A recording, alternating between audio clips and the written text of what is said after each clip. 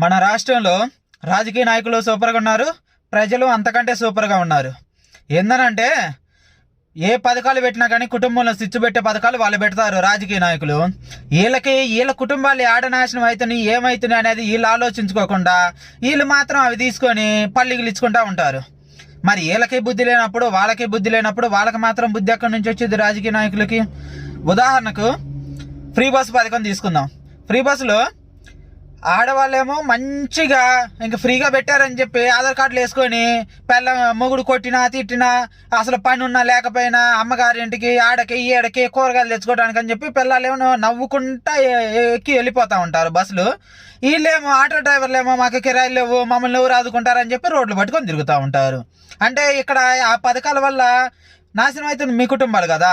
అంటే ఒక కుటుంబంలో ఆడవాళ్ళకేం పథకం ఇచ్చి మొగుండేం రోడ్డు మీద పడైతే అది మీకు నష్టం కదా, కుటుంబాలు రోడ్డును పడట్లేదా?